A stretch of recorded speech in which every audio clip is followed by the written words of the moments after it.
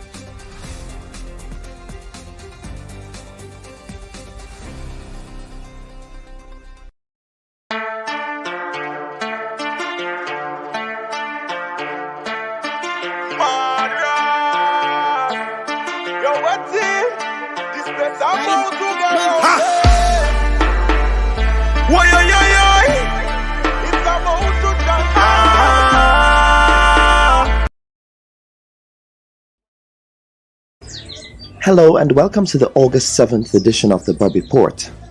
Last week, Grenada's return to complete carnival celebrations went underway with a rollout of all of the major events that have come to define the Spice Mass calendar. For the fourth time in Grenadian history, the National Calypso Monarch semi-finals was held in the parish of St. Andrew at the Progress Park. It was also historic for two other reasons. Firstly, the event was moved from Thursday to Sunday, and secondly, the Calypso Monarch winner, Finley scholar Jeffrey, made history by becoming the only Calypso artist to win 10 Calypso Crown titles in Grenadian history. In a backstage interview with the Bubb Report after the event, Scholar indicated that this will be his last year, since he says he has nothing else to prove as an artist and will use his skill set to mold a new generation of Calypsonians and soca artists. Since you were away for 2 years, I mean, from the stage, how did it feel to come back on the stage tonight? Very nice, very nice. And I can say with all surety, this is my last competitively. Because I have my 2 horses coming up. And then I think that I can do a better, so because I've done nothing really, that I don't have anything to do again, anything to prove. You see?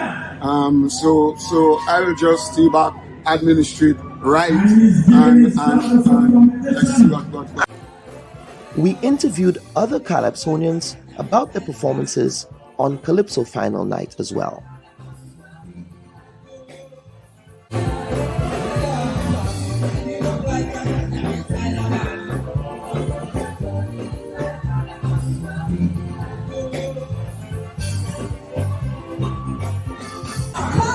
I don't think it's something that you could learn or you could go anywhere and get. Yeah. It's just that when you have it, I think it's natural, and then you have to hold it, right? But for me, it came from my grandfather, my father, and then here I am. I mean, my son is benefiting from that as well. He's already starting to do double meaning calypsos.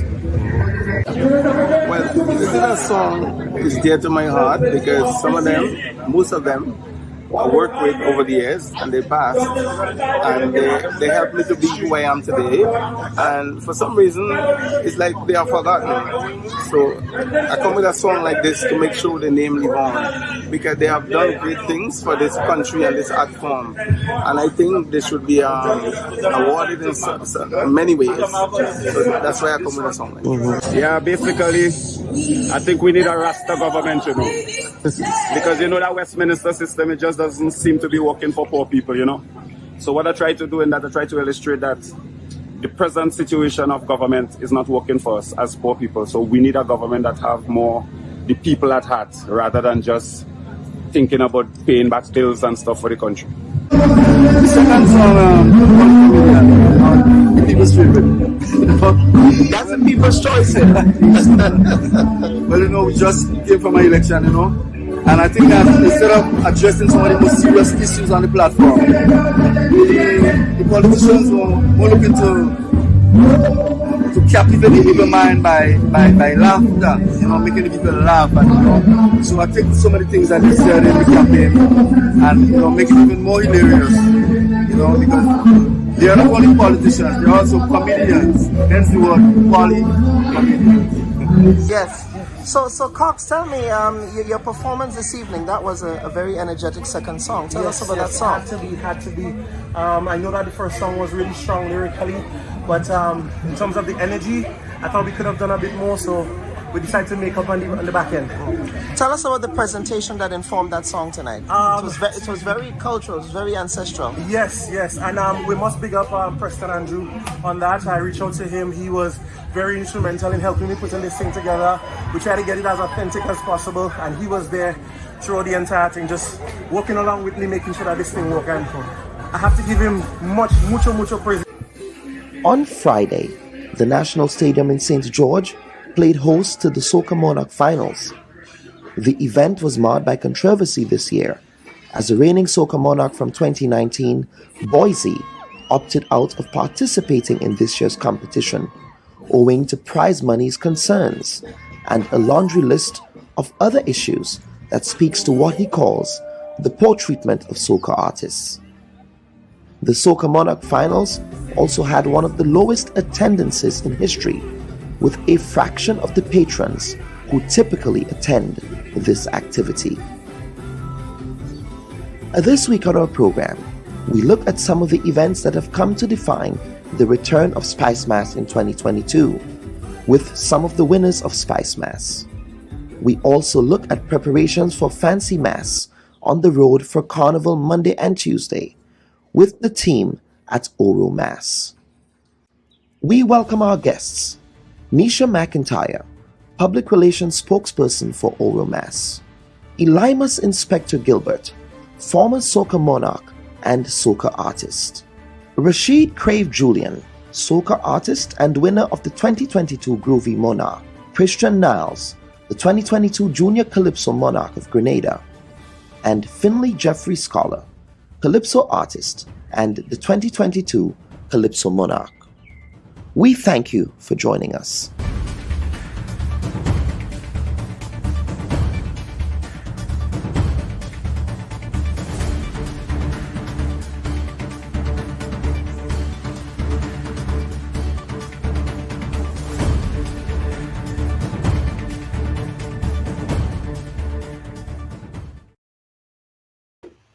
A pleasant good morning to our viewers and listeners, and we welcome you to this edition of the Bubb Report.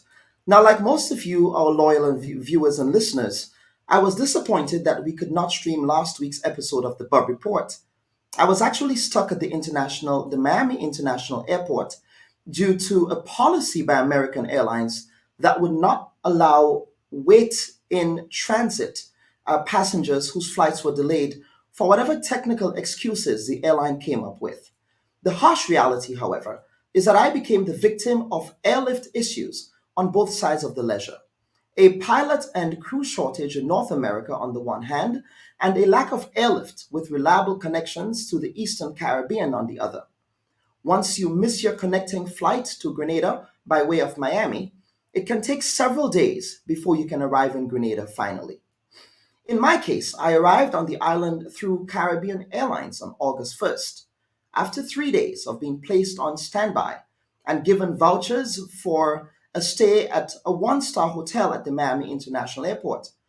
Like many Grenadians abroad, my travel plans were held hostage by an airline with one solo flight per day from its Miami hub. This is a reflection of the horrid state of airlift into Grenada from North America and within the Caribbean region itself.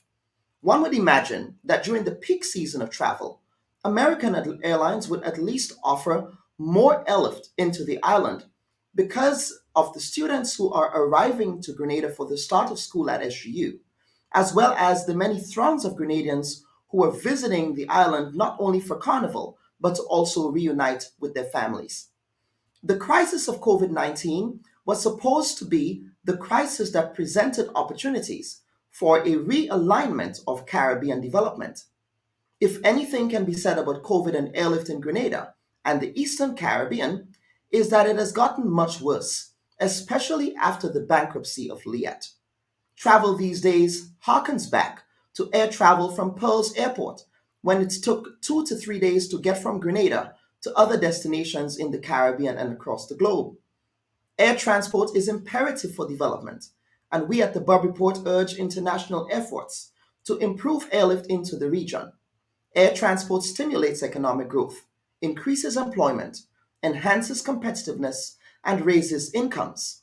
The direct and indirect benefits are far-reaching and long-term. In 2018, the Caribbean Development Bank said the air transport industry could contribute up to US $4.4 billion to the regional GDP, provided specific steps were taken by governments and other interested parties. These include full liberalization of the Caribbean airspace, reduced airport charges and aviation taxes, as well as improved infrastructure and regulations.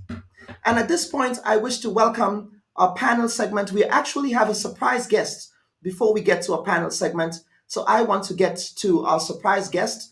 Ladies and gentlemen of the Bubb Report, we are happy to welcome on the program Mr. Lyndon Victor. Mr. Lyndon Victor is proudly representing Grenada at the Commonwealth Games that is currently being held in the United Kingdom. And we wish to congratulate him on his stellar performance in the last few days. So, Mr. Victor, we certainly thank you for the opportunity that you've taken to join us this morning. The pleasure is all mine. Thank you guys for having me.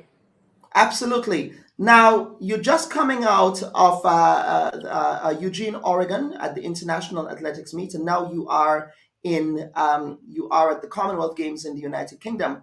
How would you describe this year's performance, your performance this year on the field? I would describe it as, first of all, it's a blessing anytime that I get to compete. Our sport is so unforgiving that you can get hurt by doing anything. So just being able to compete at 2 major championships to me is a huge blessing. Finishing 5th in the world at the World Championships is my highest finish at a major championship. So I was really happy about that. And being able to defend my title 9 days after that was, one of the toughest things that I ever had to do. But I was able to compete well and well enough to win the gold. So I was happy about that. Absolutely. Now, we do not have a lot of Grenadians in that subsector of the sport. Do you believe that your performance in the decathlon would certainly encourage younger Grenadians and budding athletes to become decathletes themselves? I mean, you're one of those who are representing us so well there. Well, I hope so. I hope that my performance, not just on the track, but also off the track, just inspire people to, believe in themselves and whatever they want to do, whether it's a decathlon or like an accountant or whatever. Just believe that they can do whatever they want to do. I think that Grenada has the talent to produce really great decathletes. Like 5 years ago, 10 years ago, I wasn't a good decathlete. So just being able to develop into the athlete that I am now just shows that, with hard work, you can do a lot of things. And I think the way that the system in Grenada is set up, where one athlete will do multiple events at intercal and sports. So that background is just a hub to produce world-class decathletes. And I know some normal athlete would do the long jump, the sprints, and dabble in the throws. So, I think it's not a foreign concept to think that in the next 5-10 years we can have multiple people competing in the decathlon in World and Olympics and Commonwealth Games. Now, talk to us about that team spirit. This is a very intense period of athletics for you. You're just coming out of Eugene, Oregon, with other members of the team, including your brother, by the way. And congratulations to him as well as Kirani and Anderson. Anderson is competing today. So tell us about that team spirit and how Team Grenada is keeping its camaraderie going in order to ensure that you continue to have that healthy momentum. I honestly think it's like a snowball. Like once you see one person do well, it's like, oh, well, he just did it. So like, the energy in the camp is amazing right now with my performance and Kurt's performance, and even the 400 guy that made the semifinals. Like he actually inspired me with his performance, getting a PB. I was like, well, he's in good shape. The track is fast. So just with his performances, and Nathan and all the other guys that went before me, like they may not know this, but like they inspired me to go out there and compete well, because even though they didn't win medals, they competed well. And I think that was one of the things that really, started the rolling of the chain, so to speak. And you, Anderson, is competing today. I did, in conversation with you early this morning, we tried to get him on, but as you said, he's not one to do interviews before he competes. So I really respect that. But what happens? You're coming out of the Commonwealth Games. What's next for you? What's next for me? As I said earlier, I have some issues with my neck. I'll try to sort that out first. And then I have one last decathlon in France that I'm hoping to do really well in and help boost my world rankings, and have fun at that meet as well. And on a personal note, how has this season been for you, your brother, your family? And I also didn't know you were from St. David. Like you, I'm a fellow St. Davidsian. So we're usually very proud of our athletes who come from St. David's. So how has this season been for you on a personal note? On a personal note, the biggest takeaway for me is just that having my brother healthy again to compete, that meant a lot to me, because I feel like not just the Grenadian public missed him. I felt like the decathlon world missed him. He's a fierce competitor when he's healthy, and he's dangerous whenever he's healthy. So yeah, I think on a personal note, just having him back there, having him back in the competitive spirit, makes me feel really good. Coming off of all the COVID and stuff, I'm blessed that my family is okay, and we all survived it through the pandemic. So on a personal note, I'm blessed.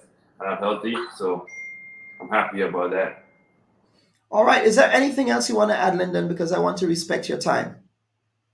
No, it's just my pleasure being on the show, and just thank you for having me, and I just want to thank the Grenadian public for all their support.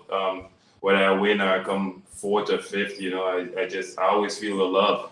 And sometimes somebody said to me that when I compete, I don't just compete for myself, and I never thought about it like that.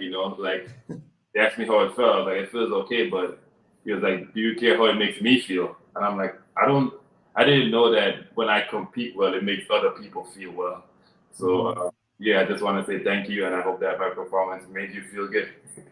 No, absolutely. You have a fan base. Team Grenada has a fan base in Grenada, including myself. I have an interest in athletics, even though we don't necessarily cover athletics as much on the Bubb Report. But whenever our athletes compete internationally, it does give us a sense of pride, because what you do is that you put Grenada on the map, in a positive way and for very good reason. So it's something that we as a national community are very proud of what you continue to do for Grenada. So we have some comments quickly. Shireen Thomas is saying, always our champ. She's also saying, win or lose, we will support. We have another comment saying, well done and thank you. Bree Jarvis is saying, proud of you, Mr. Victor, proud of you. We have another comment saying, congratulations, young man. Continue to represent Grenada in the highest way that you can. Those are some comments coming in from our viewers and listeners. Well, thank you guys. And like I said earlier, I really, really appreciate the support. And also the prayers, because I know sometimes when I compete, like, gives you guys heart attacks sometimes, and you guys probably pray a lot. So I just appreciate that. And your prayers are well received always. Do you ever see those reaction videos on social media? People are just cheering you on in their living rooms, their verandas, on the street. I know my sister always sends me video of like the way my family is reacting when I'm competing. Yeah. like they're on the track running themselves. So that's actually sometimes very hilarious to me. I'm like, you can't run from me, so I'm not here. But that's fun. That's good, Mr. Victor. And which part of St. David's are you from, sir? Are you from Central? Which part of St. David's? All day, every day. All day, every day. Best parish, huh? Born and raised. Excellent. All right, Mr. Victor, thank you so much. I know that today is another important day there at the Commonwealth Games in Birmingham. Is that correct? And so I certainly want to give you the opportunity to go and do what you do best, representing us athletically on the field. So thank you again. All right, thank you. I see you have some applauses in the background there. All right. Okay, viewers and listeners, that was Mr. Lyndon Victor, who is representing Grenada at the Commonwealth Games, in addition to Anderson Peters, Kirani James, and the other athletes, his brother as well, who are representing Grenada there at the Commonwealth Games. He was gracious enough to lend us some moments of his time, and we want to thank him for that. So folks, stand by. What we will do is we will take a quick break, and we will come back with the panel segment of the week.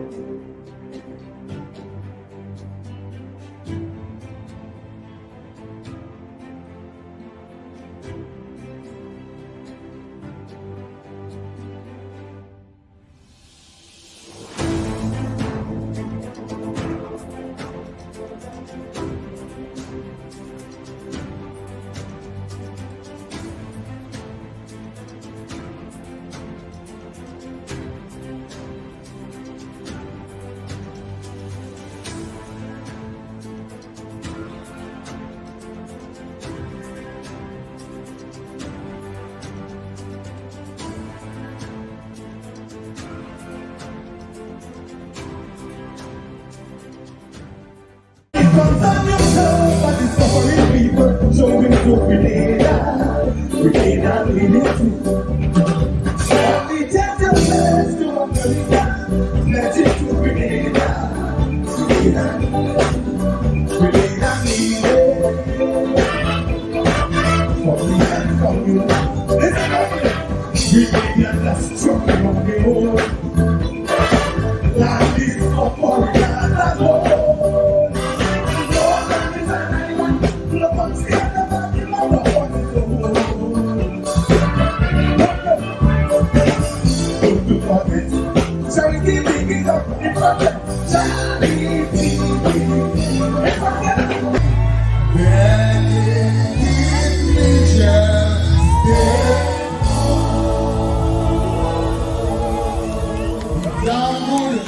Any ballast chicken teeth, that chicken teeth in your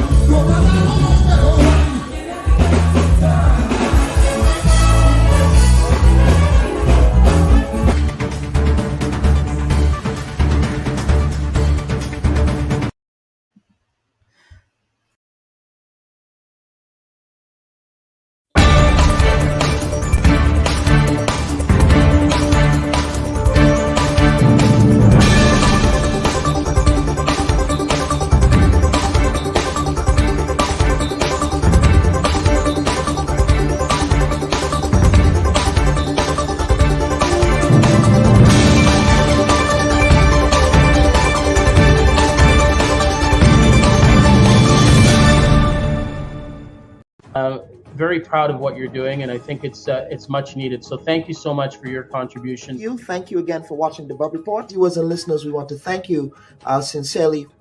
Ashley, thank you so very much. Senator Chester Humphrey, welcome to the Bubb Report. Mr. Mitchell, welcome to the program. The Honorable Jumani Williams, we call him Jumani, who is the public advocate for the city of New York. The Honorable Baz Diopande, former Prime Minister of the Republic of Trinidad and Tobago. Mr. Pandey, welcome to the Bubb Report of Grenada. The Honorable Tobias Clement. Mr. Clement, welcome to the Bubb Report.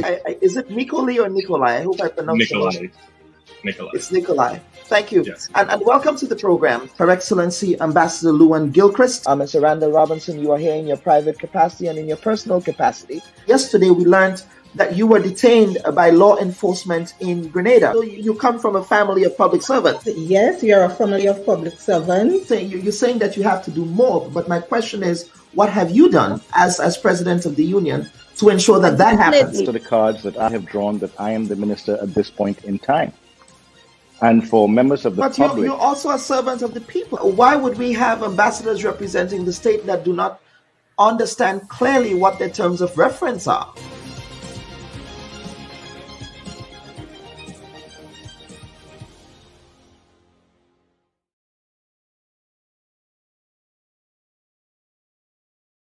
To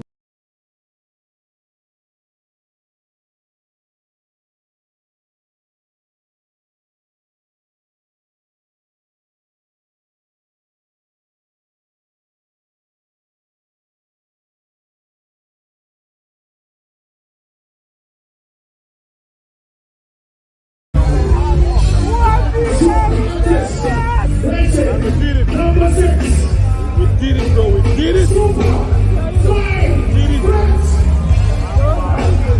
did it.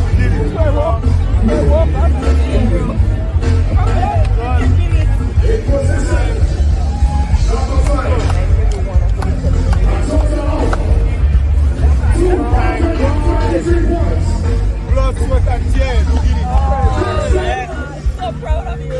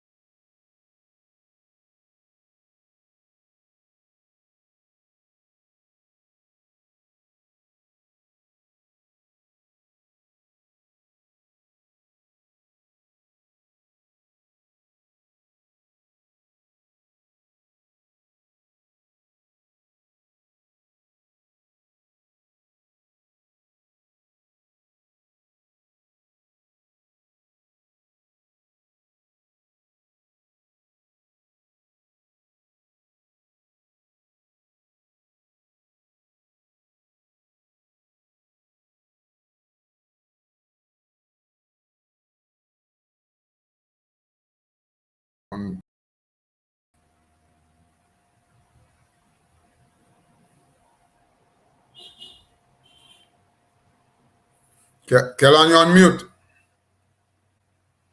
All right, so folks, again, let me apologize. We're having some technical difficulties here in studio. I do apologize for those challenges.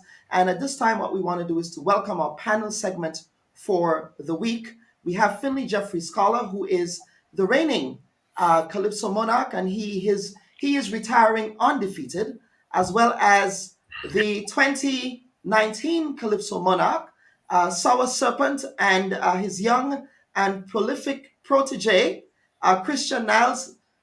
Christian and Serpent, welcome to the Bubb Report. Good morning, and thank you for having us. And we also have in this Hall of Fame of Kings, he just logged off there. In this Hall of Fame of Kings, we are supposed to also be joined by the Groovy Monarch winner. But I want to begin with the juniors first, and then we would get to the seniors after. Christian, congratulations on an excellent performance at the Junior Calypso Monarch competition. Thanks. Yes. So, Christian, tell us about that song. Tell us about that song and the role that your dad played in helping you to craft that song. Well, the name of my song was No Standards. And you know, when like it had standards in school, and now there is no standards, and children don't have no respect for anybody. Mm-hmm.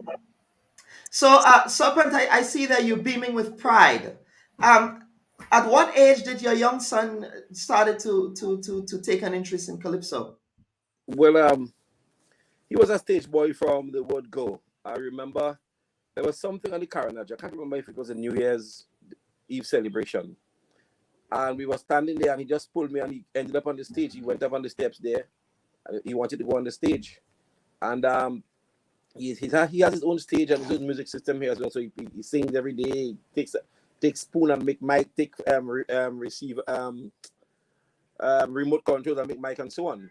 But most prominently, when I won the Independence Monarch in 3 or 4 years ago, I brought him with me, and I had to do a performance Independence Day, and I left him on the ground. And when I was halfway, he said, "Daddy, so why you bring me here for, Daddy? Well, Daddy, I don't come here to stay down here. I'm coming up on stage with you. No? And then he came on stage and he wanted to sing. He wanted to take the mic from me. So I was just doing my thing, and the people said, "Give the boy the mic. You want to sing?" And he kind of took it from there. He learned the song. He had a song since in 2018. There was a concert at Current Government School, and he went up and did the song a cappella, and they called him back about 5 times, and he's a real live wire. So, I mean, it started there, and me being a Kaisonian and in the art form, I think it was just commonplace for him to follow. Absolutely. And so tell us, normally when we think of the trajectory of particular artists in this industry, Marshall Montano's, for example, he started off young. They say you're too young to soca. And so you have a number of other young people as well who start off at that age. How were you able to use your skill set and your talent to really guide and hone his new and upcoming talent at this stage? Well, I mean, you are what you eat, and if you are what you eat, then your kids will be what you feed to them, right? So I feed Calypso to him every day, unconsciously, consciously, and otherwise. But he just took a liking to. I mean, he prefers soca. He prefers soca. He's a soca boy. He likes Crave. He knows how Crave name is spelled and everything. He likes Stunner too quite a bit. I don't know why he likes Stunner. I don't know if it's because he likes Scholar, but he likes Stunner and so on. But I mean, he's a natural because, and that is because he is in a house of Calypso. I mean, I would go as far as to say that it might be the same thing for Stunner and all the persons who have fathers and mothers who are involved in Calypso, like the guys at the top, Spark and Electrify. They came into the thing because the mother was involved and she encouraged them. So we're at a point where we have to encourage Scholar. Say he gone, and I watch myself. I see it now. But you're 44, you're getting old. You had to go just now.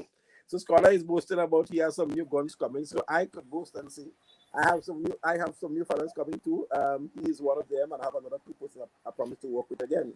So I think Calypso in good hands. And once Scholar is actively involved in the thing, we expect something good, because I mean he's really done a really good job at putting things together and organizing things for people like me and all the other persons. So hats off to him on that. But we working. You're working. Scholar, let's hear from you. In the interview that I did with you at Progress Park, you said you have confidence in the youth, and we see that theme here of continuity, carrying the art form on to another generation. I'm sure listening to that young Christian Nels there warmed your heart. Yeah, well, I never know Christian was his name, Because when we look at that name, Christian, you laugh at me. I haven't been to church in over 30 years. So I say I'm going to take his grandmother's name was Christine. So I say I'm going to take a chance and call him Christian. At least he would be a Christian somehow, because I don't go to church. Oh gosh. But now, Kellan, I believe that you see, we are a generation of Calypsonians, and time goes by quickly, and we do not want a situation where we are there and we are forced to be over and over again. The tree has to be replenished, and this is a good time to sort of pass the thing on, and so we see the sons are following in the father's footsteps as it should be. And as Sopant correctly said, unconsciously, we don't feed them these things, but they feed off our energy. That's what they know, that's what they see, and so they have to like it. I never thought my son would have been involved in Calypso, honestly. Unlike Sopant's son, who took a liking to it from day one and want to jump on the stage. My son, and Akima always reminds him of that. Told Akima emphatically when he was a young man, he'll never sing. And here he is today, So we are bringing up that next generation of Calypsonians. And it's good to see that there's some step up taking place. Only 3 or 4 years ago, Baraka was a young man in Calypso. Now Baraka is an old man, in Calypso, because you have so many younger fellas. Dan Baraka is coming up. And we anticipate and hope that as the time go on, you'll have much more. You'll have I don't like to call him Christian. I don't like Christian. And he does cost me and I call him Pantlet. But Moti, I think is his real sobriquet. So we have Moti coming up. I think Small Axe has a little brood that is coming up there. So they are coming and they are growing and they are developing, and it's up to us to grow and help them to develop. Mm-hmm. Serpent, you wanted to add anything to what Scholar just said? Well, I'm always almost in total agreement with Scholar's contribution. Sometimes I have to find a way to argue with him or something. But I believe we kind of come from the same school. I mean, he was there long before me. And he was one of my favorite Calypsonians from the one that I heard the Lizard Eye Watching You and Montserrat and so on. Every time I used to go in the March Gras. The only thing I used to attend was the March Gras. At age 18 and 19, even before that, 15 and 14, and to look at Scholar. And when Beast came on board, then it was a love affair, for me and Calypso. I started composing when I was about 9 at current government school. My mother was a Calypso fan. I listened to Ajamo was my mother's biggest fan. And one day at age 9 or 8 and a half, I said, Mommy, no, I could sing a Calypso. So she said, why would you consider that? But she passed. She passed and never heard me sing a Calypso, And I was defending Calypso Monarch from 2019. I haven't felt as if I came third because Christians win 2 Saturdays back gave me so much joy and so much of a lift that I feel nothing at all. So I think we're on the right track. One person like me, I don't think I've done enough to contribute to the development of the younger artists as yet. And I think I'm in a position where I could really, really step out and help some more. I do a lot of helping. Most time I say, don't say I help you or anything, But I think one Scholar is willing. I know Scholar is quite a busy man, But if we can put structures in place to get the youth to learn to compose, I think that's the biggest problem, learning to compose, because once you compose in your Calypso, then there you could see growth. You cannot just wait for some. I mean, everybody can't write. We must accept that. But if you teach a person with the ability to rhyme and the ability to discern different messages and so on, then we are on our way. Mm-hmm. And I want to bring in another young man here. All of us are young, relatively speaking. Young is relative, but but we have another young man here. He is the reigning groovy monarch of Grenada. You go by Crave. That is your soca sobriquet. So tell us, you're a young man looking into the future. You're one of those people who would now be tasked with the responsibility of carrying the music forward. Do you want to add to anything that you've heard Scholar and Sour Serpent talk about here? Of course, Christian said that he likes you as well. He likes listening to your music. Yeah, big up to Christian, man, my fellow king. Congratulations to you, young man. Keep it going, keep the fire burning. I started singing very young as well, so I'm so happy to see that he started so young as well, and that will only mature and grow. And like Serpent and Scholar is saying, I mean, it's about nurturing the talent. It's about nurturing the young ones that are upcoming and making sure that we have a bright future. And correctly, like Serpent is saying, we need to not just hand it to them. We need to allow them to develop by, helping them to learn how to write, learn how to compose. I feel like that's super, super important, because when a person knows how to do those things or learns how to do those things, what ends up happening is you see evolution in the music. So you won't just find the next Serpent or the next Scholar. You'll find the next Serpent plus the next Scholar plus, because they'll build on the knowledge that they gained. So it's like handing a man a fish or teaching a man to fish, You hand him a fish every day. You want to teach him to fish so that he can, once he learns, then he'll be able to hold 1, 2, 3, 10. So that's kind of the analogy. And yeah, I'm super excited for the future, what the future holds. It looks very, very promising. Now, this was your first year at the Groovies, am I correct? Actually, I was in Groovy Finals in 2019 with. You were there in 2019 as well. So thank you for that correction. But what was it like being on the big stage for the second time? And we also have some footage. We played it before, but it was not in context. So I just want to give viewers some context.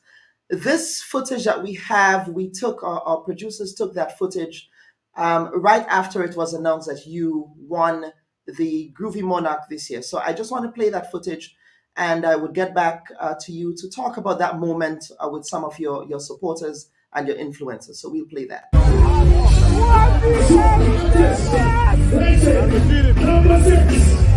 did it, bro. We did it. We did it.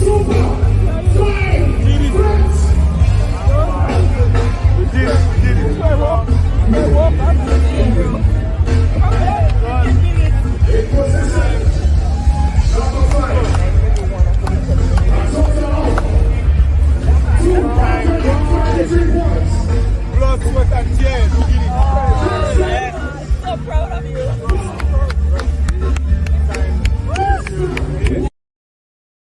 So tell us, who are these folks?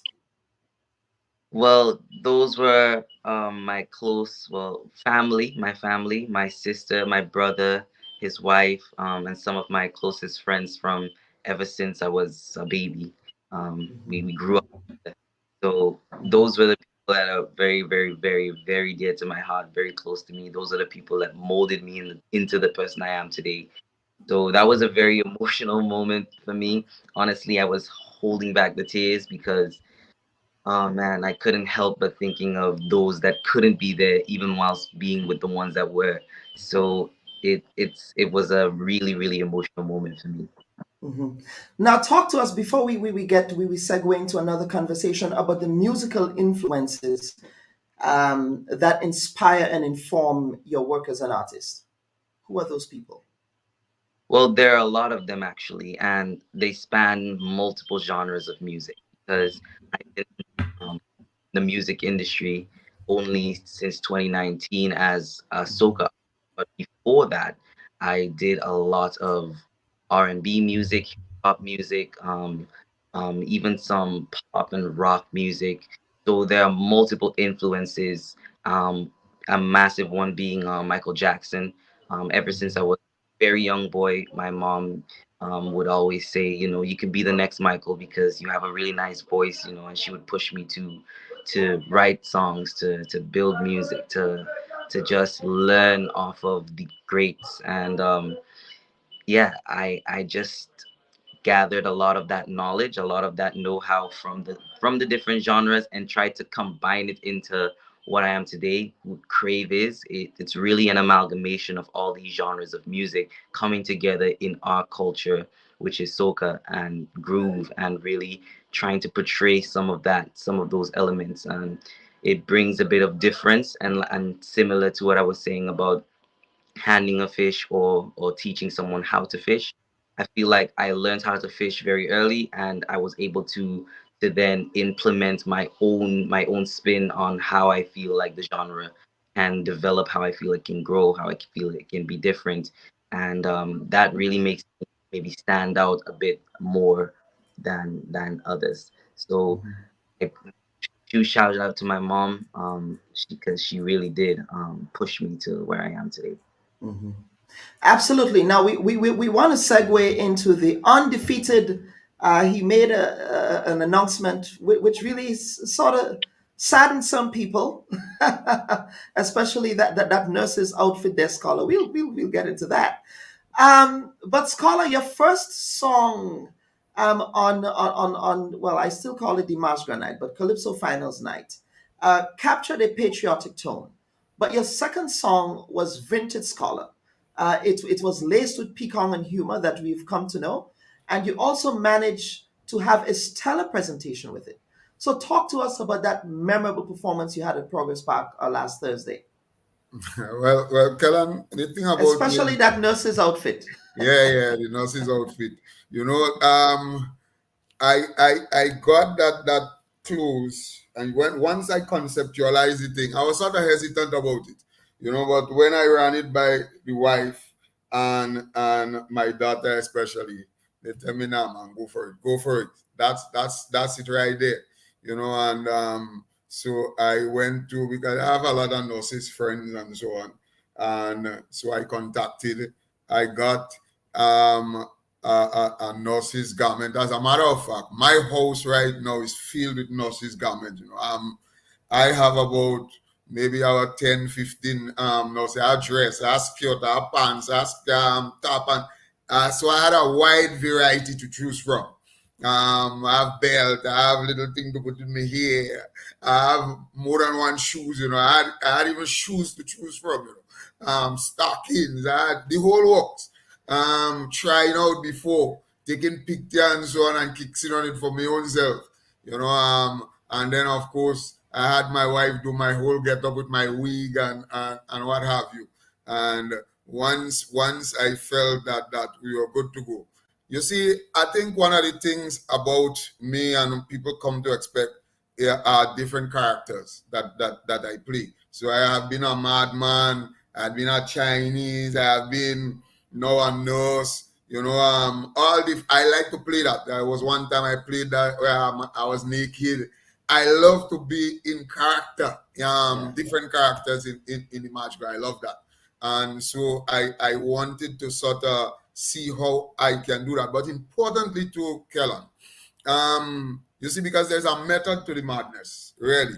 And I wanted to highlight really two of the professionals, the people, the groups who have done made stellar contributions, especially during COVID. And so in the first round, I was a member of the RGPF. And that in itself was symbolic. And then in that second round, I was a member of the nursing fraternity.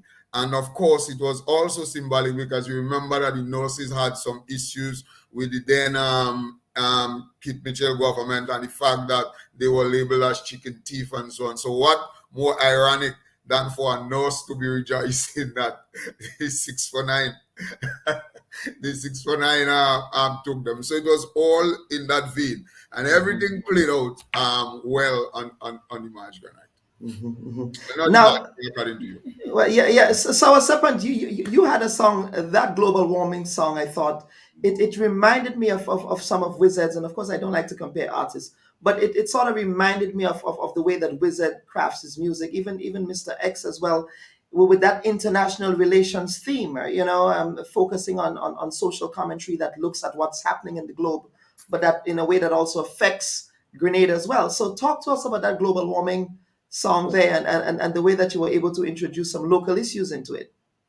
Well, I've been in this thing for about 18 years, and every year I make a contribution. It has to have some sort of double meaning, some double entendre kind of feel. But the opportunity stared me in the face because I'm in the greenhouse, and NNP is the greenhouse, and even if they would have been gone for the last month or so on, we still have defects by whatever means. And then you have a big issue of global warming and climate change, which was catalyzed by the greenhouse effect. I mean, the climate was always changing, but at a very much slower rate. But because of the greenhouse emissions, use of CFCs, all these industrialization and so on, we have split up climate change, global warming and climate change. So I decided, you know what, let me do two songs in one, you know, and add a local spin to it. So that's where that's where it was. I mean, I looked at it over and over again. I wanted to change it to something else, and you know what? Somebody just said, "Why do the song? The song is a big song. Do it," and I did. Yeah, no, I really enjoyed the way that you crafted that song, and that's one of the things I really love about Calypso, just the nature of the craftiness. But what we want to do is to talk about.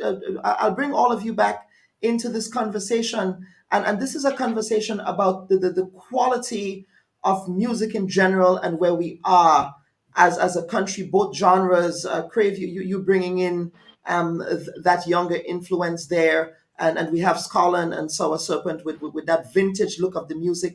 Where is our music in general, especially in the context of how we view our carnival product? Your thoughts? Anybody can start. Well, let me kick out. And let me say that this year was, for all intents and purposes, a disappointing year in general for the music. And it would have been catalyzed by a number of different things. I think one of the things was that the first carnival, which was the election carnival, sort of put a damper on the whole thing. So that a lot of the bards they concentrated on the election carnival. They eat our food, they make our money. And I don't blame them at all, because the kind of money that I hear that was splashing around, they had to concentrate deeply on it. And so by the time people sort of realized what was going on, it was time for Soca and Groovy preliminaries. Mass Carnival was finished. And I think that in itself would have put a damper on the whole thing. Plus, we had all of the issues with the 100,000 and the fact that we had a number of the artists, regular artists, who give us that splendid diet from year to year that we can look forward to. They sort of stayed out. And Grenada is so competition oriented that if you're not competing, then people tend not to want to enjoy your music if you're not competing, which is a far cry, you see, from what happens in Trinidad and what have you. And unless we get to that stage, then people would always judge the standard of the music by the standard of the competition. And that in itself was something that But what we also saw, Kellen, with all of this, we saw young people grabbing opportunities. We saw Crave grab his opportunity.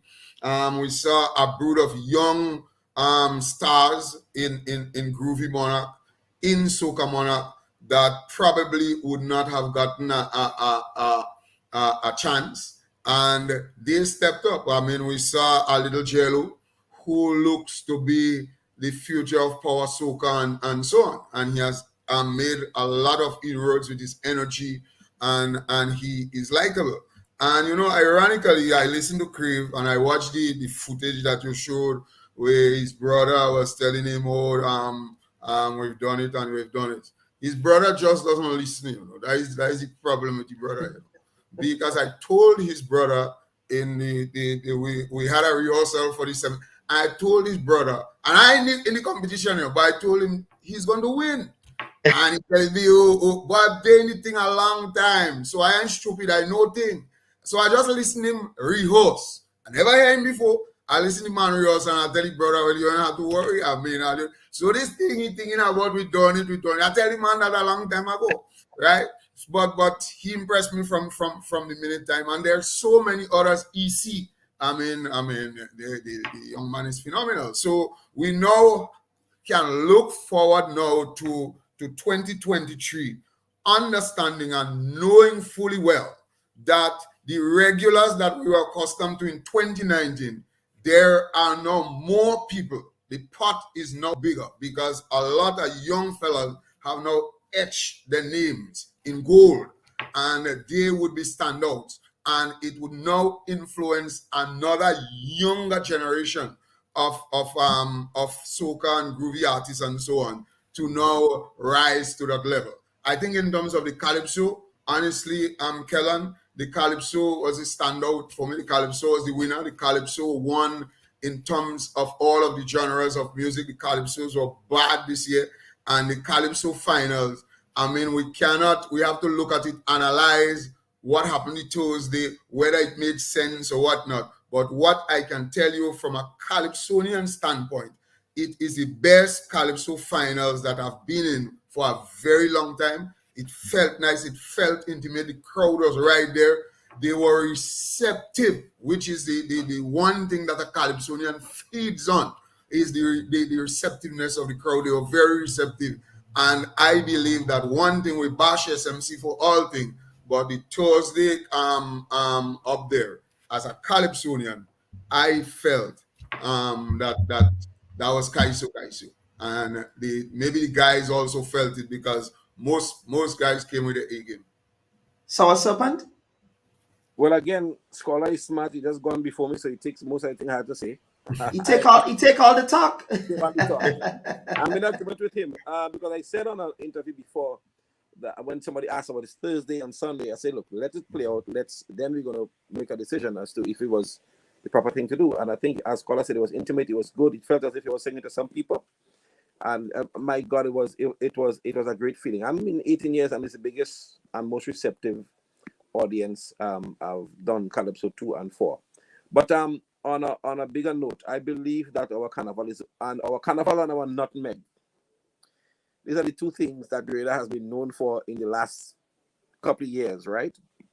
And a greater effort should be made to ensure the cream rises to the top when it comes to our music, our culture, and all of that.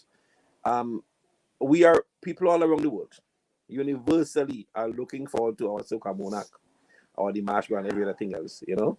So we need, going forward 2023, we need to make a really great effort to ensure that we put back ourselves in the place where we're supposed to be. I looked at the Soca Monarch crowds and I was disappointed. I couldn't go because I was tired. I was born as an old man. Yeah, I was burnt out, right? But we, as Scholar said again, we have some people grabbing opportunities, right? Yeah. But sometimes when the big trees fall or the big trees move to the side, the smaller seedlings just sprout up, and that is what happened this year, you know, in our events. I really hope that we fix the little easy squeezy things we have for 2023, and then we're good to go again.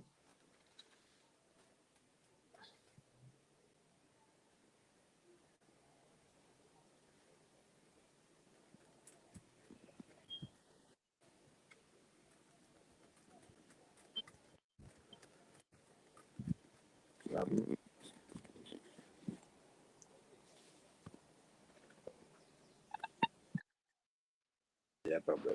Yeah. Go back.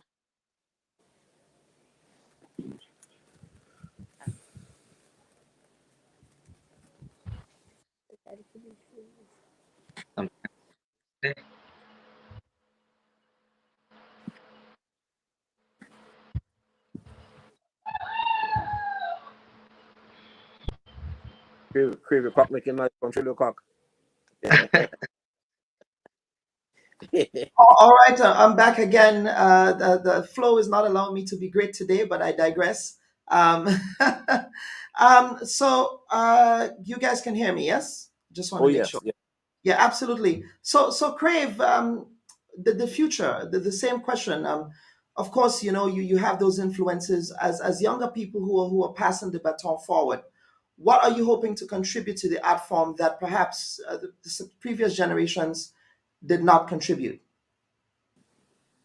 Well, the previous generations did so much for the genre that it's hard to say something specifically that I can contribute that will be so much different to what they have done. But what I hope to do is to build on what they have done so far, to take what they've done, to take that roadmap and literally build upon it to become, you know, even greater, even more successful, even better in terms of lyrics, in terms of melodies, improve all of that, improve the composition, improve the writing, improve the music in general.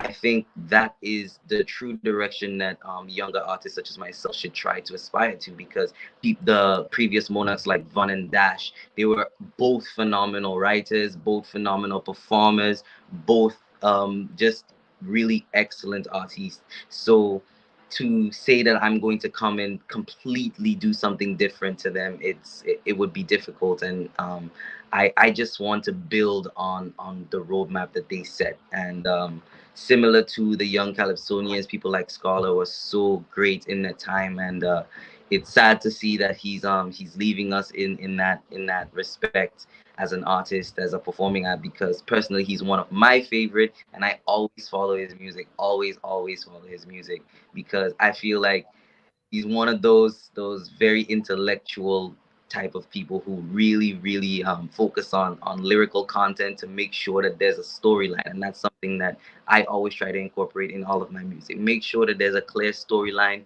from minute 1 to minute 3, or however long the song is, from the first second to the last. I want to make sure that there's a clear and concise storyline, a build to your climaxes into your end. And I feel like that's something that I can definitely say he has in his music. Have been well, I'll say I robbed some of that from him. I can attest to what he said about telling my brother in the practice. My brother told me that as well. He was like, Scholar say you the man, you know, Scholar say you the man. So that means we have to go out there and make sure that we prove everybody right, because we can't go out there and disappoint. We have to do our best. And Honestly, I agree with everything that the panelists said so far in terms of like, how elections kind of affected, Soca, movie and Calypso and Pan and everything this year. It really did. It expedited the schedule so much that it left very little time for us creators to create that, the performances that people expect from a huge competition as Groovy, so Power, and Calypso and Panorama and these things. But I just want to say a quick shout out to everyone who did participate in those competitions, because with the expedited schedule, I think that you guys did a phenomenal job. I would just want to congratulate every single performing act, every single person, right from preliminaries all the way to the finals, because you guys the you made lemonade out of lemons. You were given a sour fruit and you made something sweet out of it. So I think the only disappointing thing was the turnout to me, in my personal opinion. Only the turnout. I feel like um, our locals should have really, come out to see those acts, because they really deserve to be seen by everyone. Those acts were wonderful. Shout out to my runner-up as well, Mr. Walkie. I loved his performance. I really, really enjoyed his performance. So I feel like those who missed the power and the groove and even the calypso and the panorama, I feel like you missed something special, because it may not have been laced with the acts that you're accustomed to, but the acts who were there deserved your attention, because they were.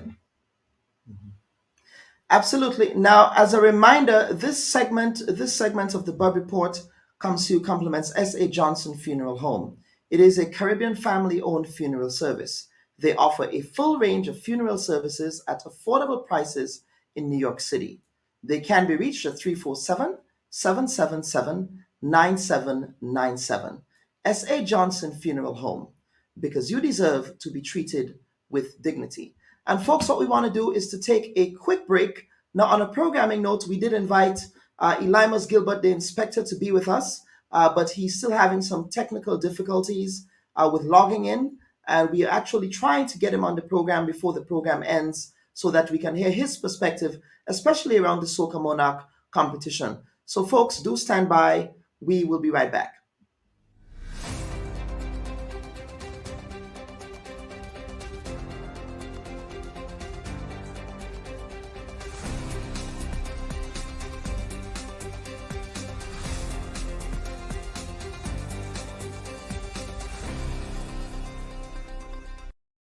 Why would we have ambassadors representing the state that do not understand clearly what their terms of reference are? To the cards that I have drawn, that I am the minister at this point in time.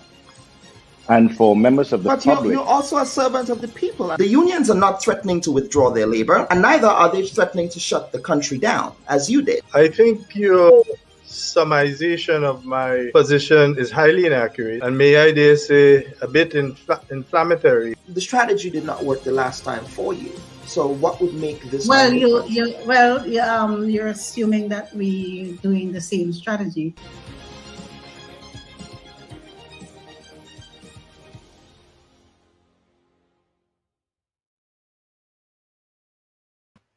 And welcome back, folks. We're hoping to be joined by Elimas Inspector Gilbert, who is hoping to offer some perspectives to this panel, because we do believe in having a diversity of voices on these matters. Of course, Inspector does operate in the Calypso and Soca space, but more so in the Soca space, and he has those types of relationships with a lot of the Soca artists as well, in the same way that these artists do. But let us talk about, we want to get to the conversation, as some of the viewers and listeners are beginning to preempt this conversation, and that has to do with moving the Calypso finals from St. George to St. Andrew at the Progress Park.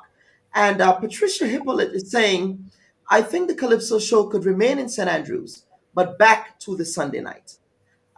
We have another comment from Shireen J. Thomas, who's saying the performances on Friday night and the Saturday was great, showing the artistry of Grenada. We have an amazing product through the artistry to create an awesome experience for all. But I want to get to particular comment here relative to Calypso, the moving of Calypso from that Thursday, as from Sunday to Thursday. But as soon as that comment closed, but gentlemen, I want to begin with you, Scholar. You said you were pleased with the show being moved to Thursday.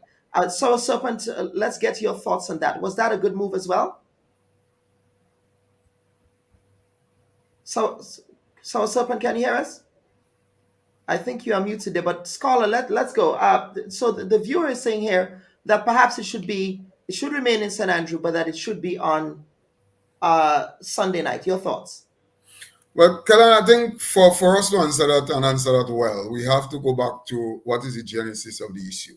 So the genesis of the issue is that Calypso was always held on Sunday, the March Gras, in St. George's in the stadium, and there were no crowds. This is a fact, and so this is the genesis of the issue. Why this is so? Well, there were two things that were proffered. First was that the St. George's is not really a catchment area for Calypso, and the bigger catchment area is the St. Andrews area, St. David, St. Andrews, St. Patrick's, and so on, which will be easier to assess. And then there is also the issue of the Soca Monarch on Friday, the white shows on Saturday, and then by that time, patrons are tired, and so they leave the last little juice in their body for the Juve, which is the Sunday. And so the March Gras is squeezed so tightly between some big events that take people energy and they everything else, that they just don't come to the March Gras. So those were the issues. Now, how do you fix that? If you think of the issues, then there are a couple of ways that you could do, and there are a couple of experiments that could have been tried. So one was have the Calypso Monarch the Sunday in St. Andrews, have the Calypso Monarch the Thursday in St. Andrews, or have the Calypso Monarch the Sunday, the Thursday in the stadium. Those are the three options. All right. Now, a lot of people would disagree about the Calypso Monarch being held in St. Andrews for the simple reason that they believe the Calypso Monarch should be held on the big stage, and the biggest stage is the National Stadium stage, the National Stadium stage. As a matter of fact, Trinidad has that very same mentality. Trinidad has shifted the day of the Calypso finals, but they don't mess with where it's held, because as far as they're concerned, the Calypso final is in the Savannah. You can't tell them to go anywhere else. All right. So this is the thing, and I think the jury is out on it. But what we can say is that one of the options that was chosen from the three was to have it in St. Andrew on the Thursday, and it worked. We can say that after the fact, because there were a lot of things taking place and a lot of arguments. People said that the Thursday and the Friday is a working day, and I said I don't believe that this would hamper anything. And then people spoke about it being squeezed between pre-day and Soca Monarch, and all of those things people had in their heads that they offered all kind of arguments. But what we see before us, and the proof is there, it was a resounding success. And so Serpent, let's bring you back. I think we lost him here. He's having some connectivity issues. But so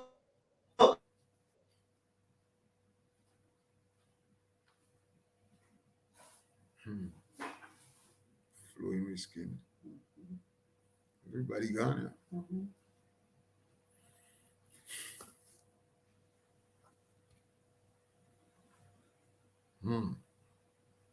So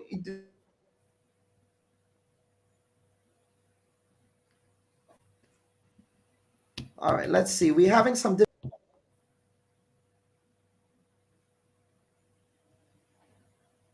I'm here.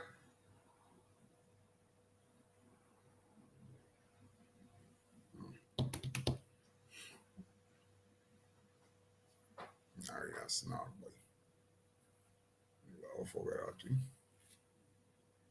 Yes, caller, I apologize for that. Again, I do apologize. Are you hearing me now? I'm hearing you now. Flow to allow you to flow, man. They're not allowing me to flow. They're not allowing me to be great. This is very frustrating. Yes. That's not what I'm used to. But the point I was making is, so we removed the Mardi Gras from Sunday, and then we replace it with a private show at a national venue that is being headlined by a foreign artist. Certainly, there are other local artists as well, but the headliner is a foreign artist. I just can't imagine in the Republic of Trinidad and Tobago a Grenadian artist headlining a major event at a national venue such as the Queen's Park Savannah.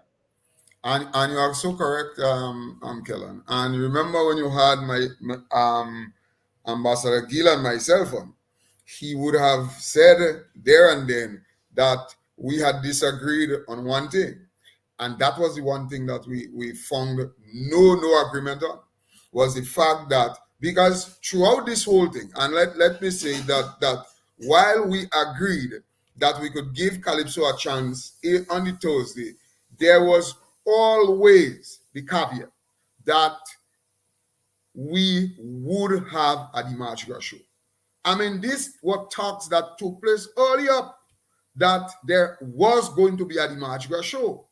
Now, we even would have proposed what the Mardi Gras show should look like, because, and I'm speaking about since March, we proposed that the Mardi Gras show should be the first to 3 to 3rd places in the Calypso, Groovy, Soca, King and Queen of the bands, some foreign acts and so on, other cultural pieces, and we go on that Sunday night. So it's not a competition night except for King and Queen of the bands, and we go on that night and we showcase Grenada to the world, and then we move into the Juve. So that was the understanding, that the Sunday night would not be free and that the Mardi Gras would be held. We cannot take away the Mardi Gras. And it was agreed. And then Ambassador Gill would have said on your program that there was not enough resource and there was not enough money to have that show that we were speaking about. Because that's the Trinidad model this year. That's how Trinidad had the Mardi Gras this year. And there was not enough money. And my God, if that was the case, if we proposed that and you agreed and we agreed that we are going to have that experiment, and then you found out later on, oh, well, we can't have that because there is not enough money, then you come back and you say, well, by that caveat, we can't uphold that because there is not enough money. Then once you say that, we'll say no. Then we go back to our regular the Mardi Gras, because we do not want it to not have a Mardi Gras, right? The Mardi Gras, taking the Mardi Gras from Carnival is not Carnival. That is just, and I said it on a program before, that's just a festival thing, right? This is what makes Carnival Carnival. And the Mardi Gras is one of the essence of Carnival. So when you take it, but what is even the bigger slap is now you have a white shoe in our most premium time in Carnival. This to me is irresponsible, and I could not support this ever, and I would never support this. And this is what we have to look at. Although we hear from the grapevine, and I'm telling you what I heard from the grapevine, that's grapevine thing. That it's not official breaking news. It's not official breaking news, but it grapevines him to say that while in principle, the Spice Mass would have agreed to all of these things and they understood the implications and the justification for not leaving the Sunday free, but they were pressured politically because they wanted to have Saturday to sort of protect Pan, because you understand that Judah always used to have his show Chase Pan. That's why Kurt Siddall felt the weight of my pen that Chase Pan out of the stadium immediately after Panorama. This SMC, Ali Gill SMC did not want that to happen. And so they took that Saturday option from Judah. And Judah would have complained to the higher powers at that time. And the higher powers demanded, all right, give him the Sunday. But as I said to you, that's grapevine thing. I don't know if that's how it played out, but it was just a bitter pill to swallow to understand that we sat around the table, we agreed. I even have this in proposal in black and white. I can show you any day, Kellan, bold and in capital letters, that the Sunday would not be free and there would be the magic. And then bap, you just slap us in our face. I mean, that was just a bitter pill to swallow. Absolutely. Now, with respect to, so we had two contrasting images, and I want to bring in Elimus Gilbert here. Specky, we were able to finally get you. Yeah. Uncle, welcome. How you doing? Greetings. Before we start, I would like to say congratulations again to Scholar, King Scholar, 10 times Calypso Monarch. That's a long journey, and congratulations. And I know you do it all that year as big as you love it. Calypso is Scholar. Thank you. And as Calypso is Scholar and Soca is Specky. I would venture to say that both of you are patricians. You are from the great parish of St. Patrick, yes. Which is historic. Yes. It's the historic parish. Scholar created history, but you also created history. And St. Patrick is also known as Crown City. Yes. Because you have created history. But gentlemen, we had two contrasting pictures this last week leading up to this Carnival weekend. You had a successful Calypso final with very good crowd support on the one hand. And on the other hand, the show that normally one expects where you would have massive crowds, you had a fraction of the crowd.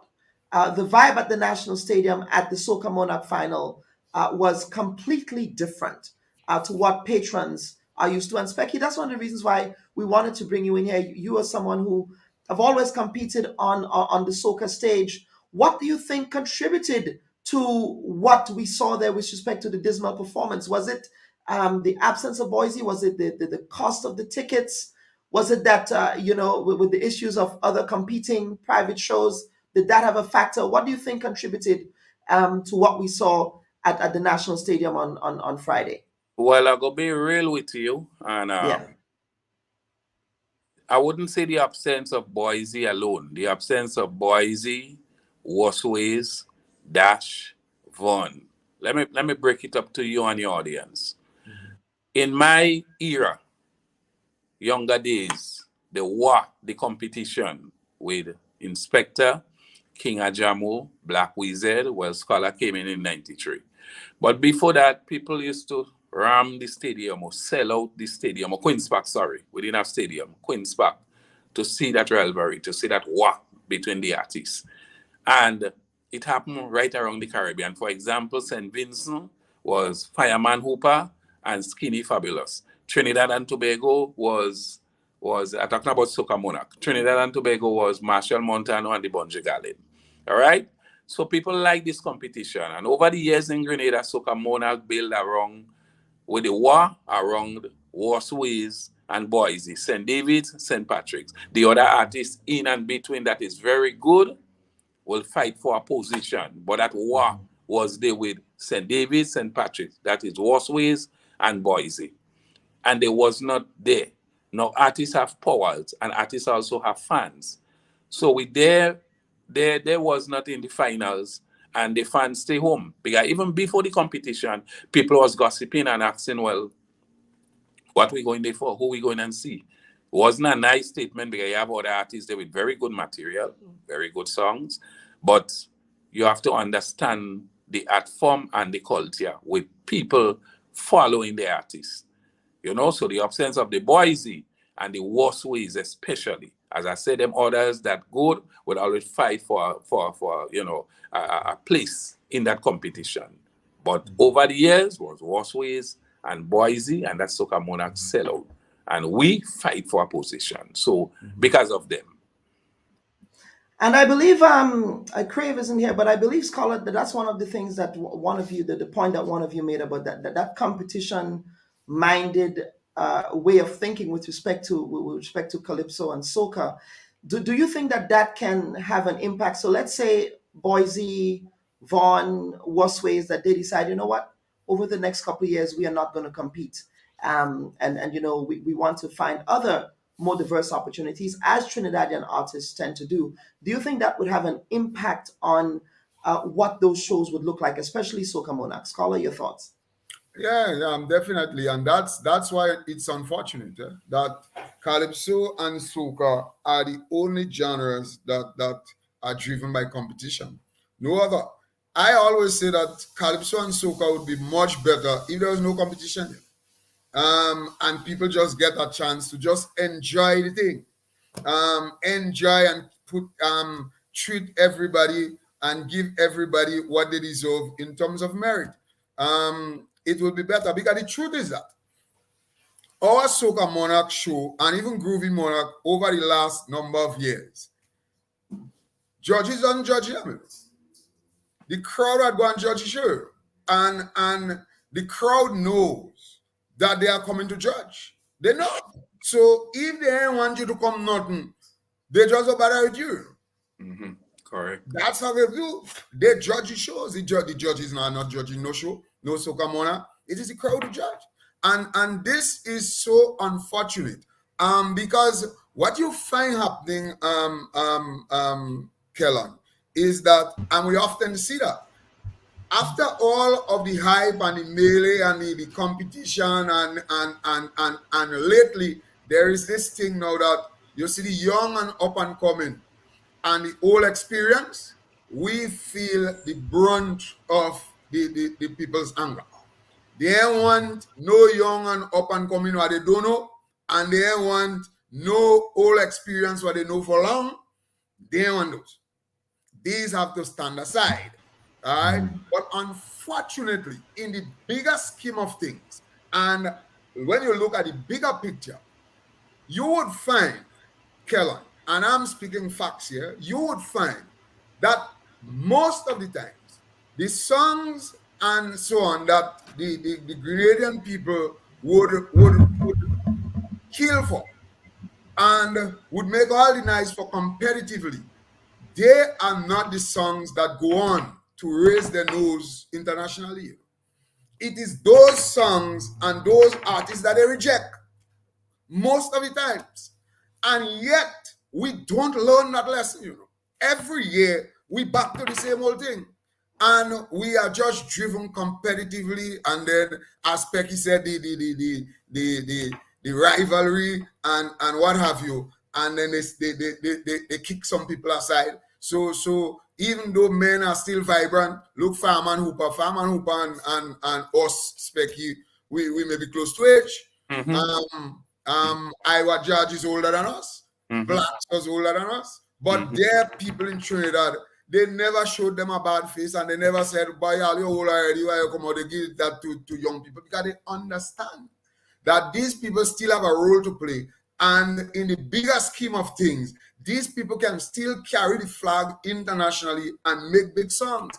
And Grenadians just don't think about this thing when we are supporting soca and so on. We think for the now, and we don't look beyond. And that's why Old Woman Alone and so on never did anything here.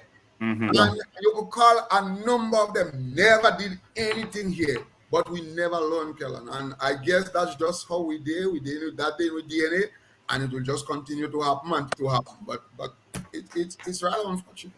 Tell them it's so we did. Specky, is there anything you want to add to what Scholar just said there? Of course, because song like Peeping and and them songs never really was big songs in Grenada. It's like more outside. But we different, We different because they always they want Inspector and Ajam want them to go and give the younger people a chance. But we also we criticize the younger one who now coming up with a song who fighting, because if you look at all the comments from preliminaries, it's very terrible. And if you as an artist follow comments from my people, you don't take in part in nothing.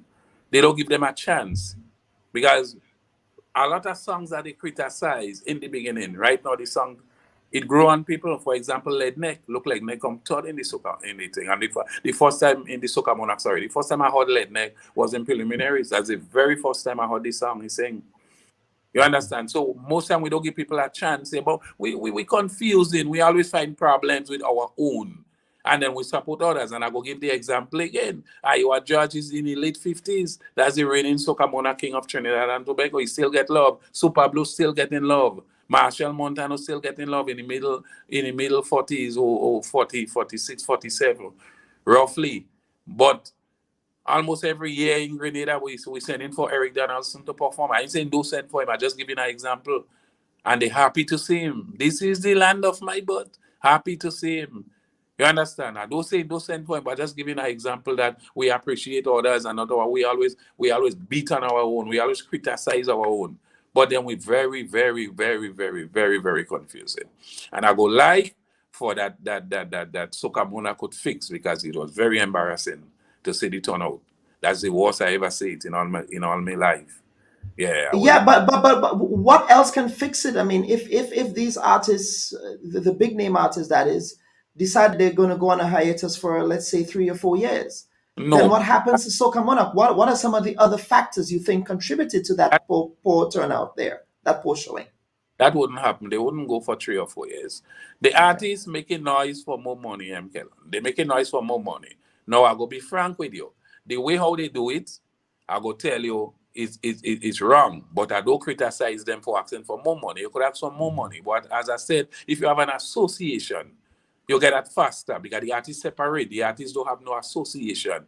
Everybody separate. Some over there, some over there, some over there. So when some take part, some ain't taking part, then it's confusing. You say we're not together, and unity is strength. If the artists together, and then the president of the association say, this is what I want for my artist, then you sit down with SMC and you negotiate. Even though you can get the 100,000 for the artist, at the moment you could negotiate and say, well, this is what we could work with. So at least everybody head in one, everybody together. But when some going and some staying out and them thing, it's like confusion right there. Artists not together, right? So with the turnout at the Soca Monarch this year, I know the authorities look at that, and trust me, they will fix that.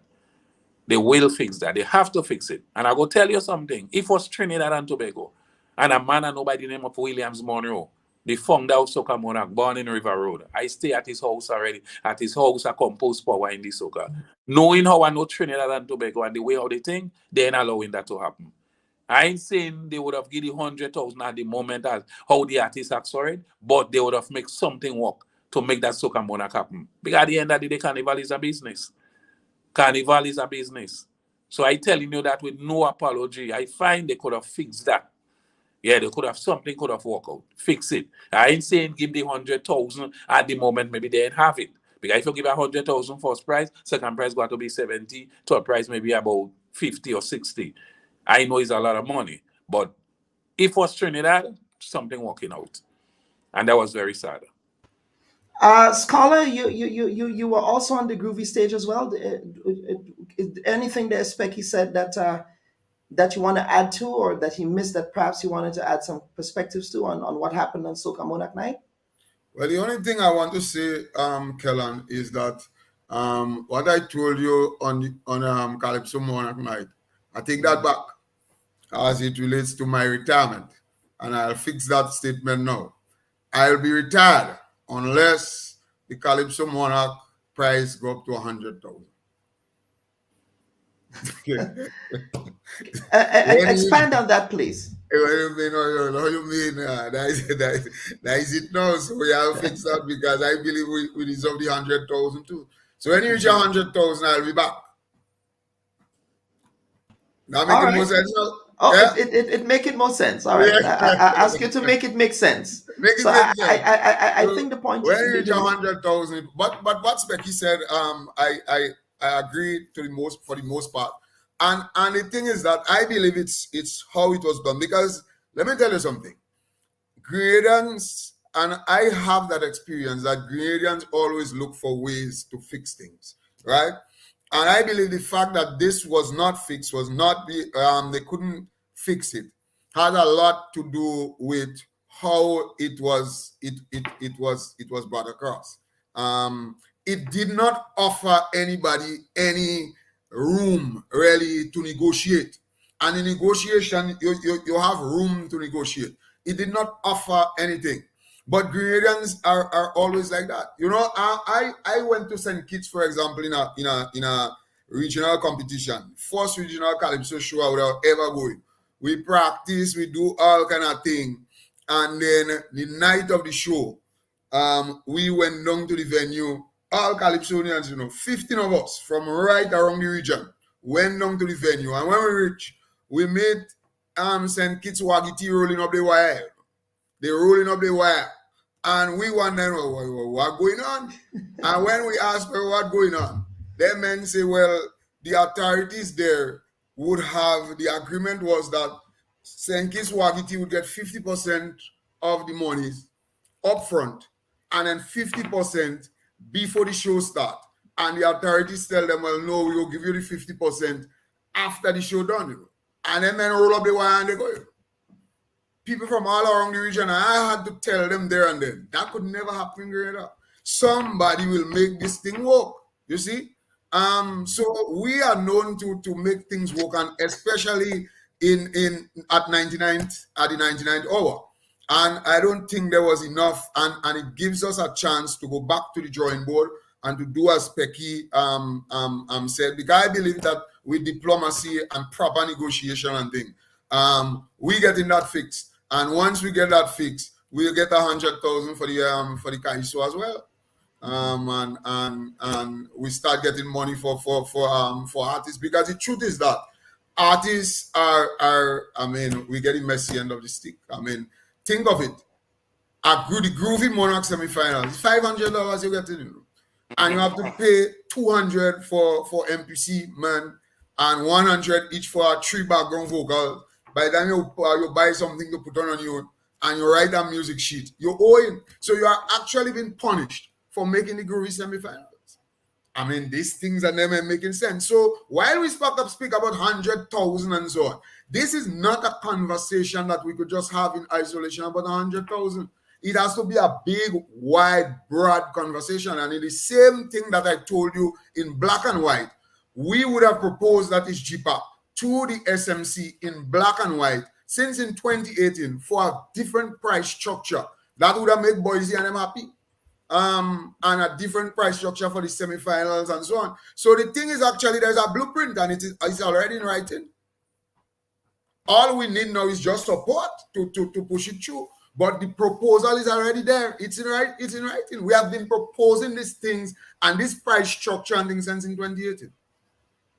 Specky, go ahead. Sorry for cutting you, Scholar. No, go ahead. No. We needed you to come in here.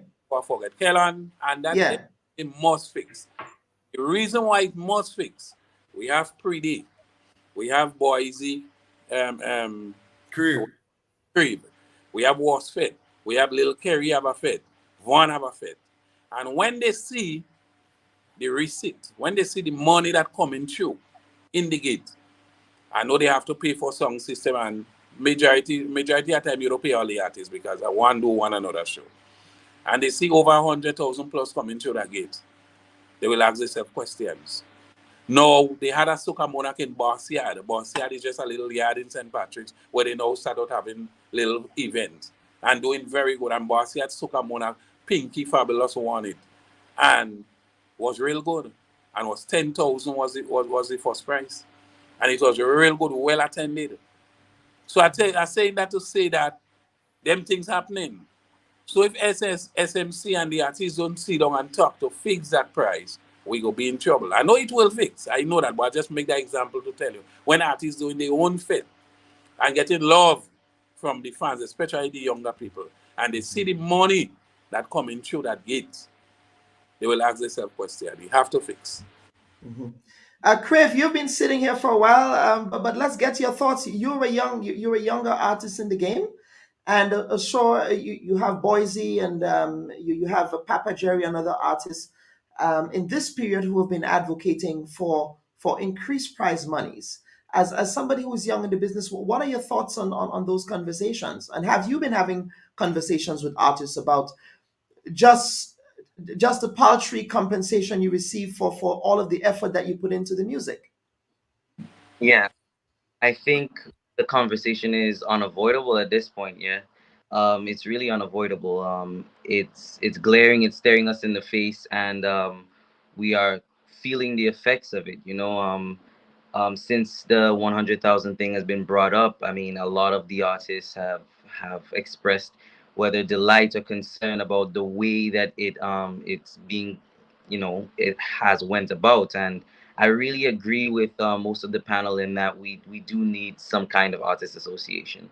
Even me being second time in the finals and winning the crown, I feel like there's a big divide and a big separation, and a lot of us have ideas on how things could go and how things should be, but we really need to come together as artists and figure out exactly, have a union of sorts, for us to really figure out what is it, the direction that we can go, how can it improve. 100,000, is it all in cash, is it prizes, is it 50,000 plus prizes, is it, because at the end of the day, someone like Boise, who has won so many crowns, um, should be at a position that's much greater than what he is at that point. I mean, look at Marshall Montana. Look at the other acts in other countries when they win their crowns. They don't have to do it 7, 8, 9, 10 times before they can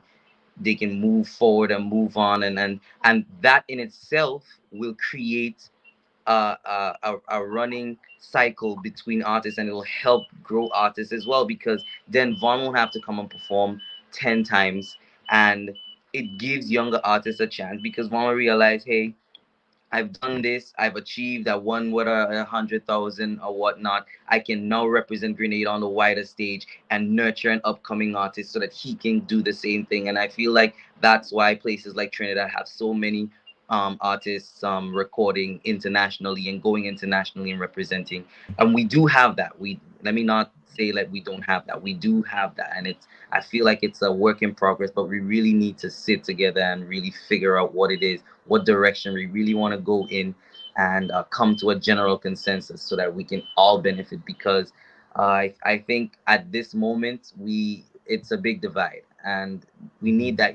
Without it, nothing will ever get done. But I feel like we're getting there. We will, as everyone is saying, as everyone has a general idea, we will somehow come to a conclusion to this and somehow come to a general understanding, and hopefully that soon. Hopefully we can do that before 2023 so that we can definitely see a much larger turnout and much more competitiveness between the artists, because at the end of the day, that's something that's in the Grenadian blood. We love competition. We love that competitiveness. We love to go against each other and do our best. And I feel like that's something that's a lot different in us than it is in any other Caribbean island. So we need to bring back that competitiveness. We need to bring back that competitive spirit. And if increasing prize money or the pricing structure, as Scholar and they've all alluded to, changing the pricing structure so that we have a better structure from semis all the way up to finals. Because yeah, like they said, $500 for semis, it's crazy. You're in debt. You owe the MPC guy 200. You owe your backup singers 150 each if you brought 3. You owe your backup dancers 150 each. You that's $500 is already gone. So yeah, the pricing structure definitely needs to be changed, enhanced, but it's not a dialogue for just me to say or just one person. It's something that we need to come together collectively. And I want to bring back the full panel. Inspector, I hope to have you back again. And please, when you do come back, please invite Boise to the program. Definitely, we want to hear from artists like himself and hear what those conversations would look like. But gentlemen, we are almost out of time for this segment. We have to get to the final segment of the program. I know that Specky, you're tired from from White in the Moonlight, and Scholar, I know that you have your commitments as well. It's Carnival Sunday after all. Yeah, but yes, go ahead, Specky. I say just reach home and I have to rest again for tonight because I go be in the biggest White tonight. I want to say congratulations to the Groovy King too. When I saw him walking up to receive his crown, I stay quiet.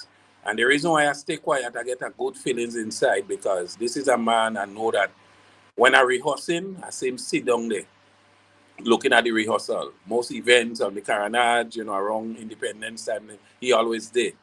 taking part. And I say to myself that in life, never give up. Never, never, never give up. I stay quiet when I see him go down and receive it. In my mind, I was like, wow. Because I know the struggle. I see it. I saw him all about.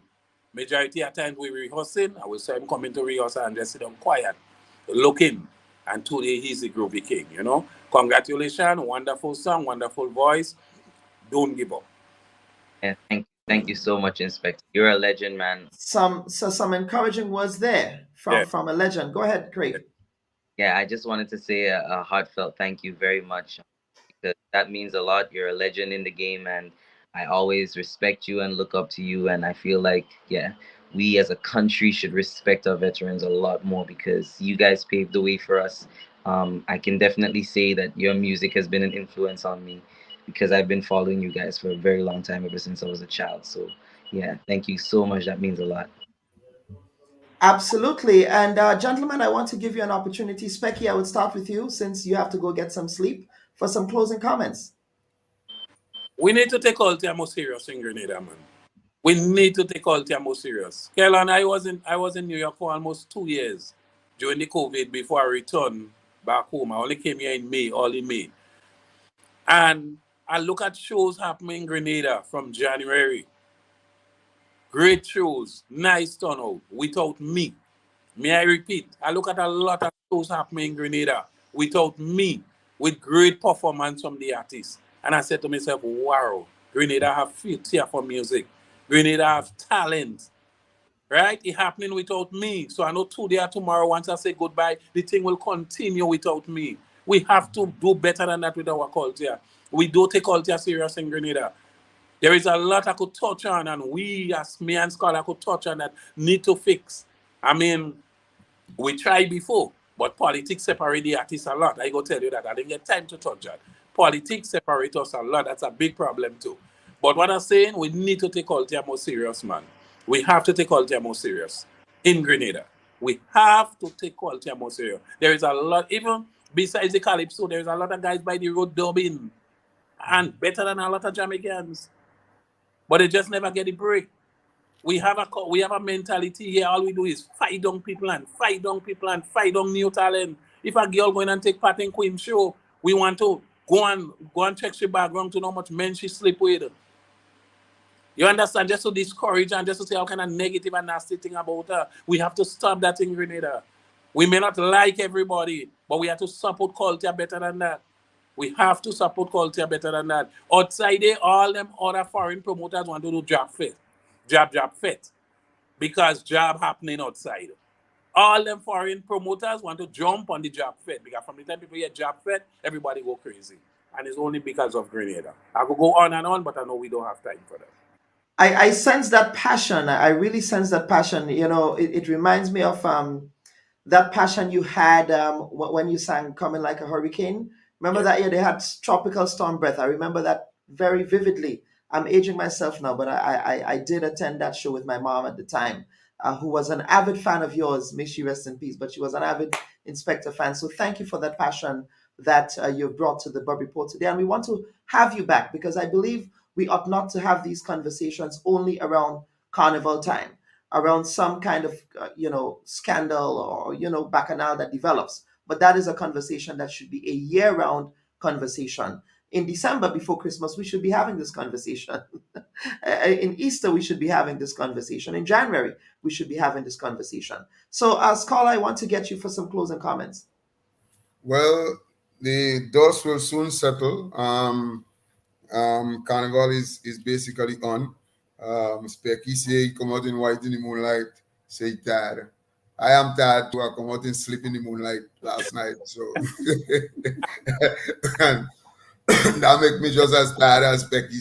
So main thing. But we have a chance to recalibrate, to reflect, as we always do, and to put structures in place. Sometimes a lot of things happen for the good, though you don't know that it is for the good while it is happening, because it feels bad.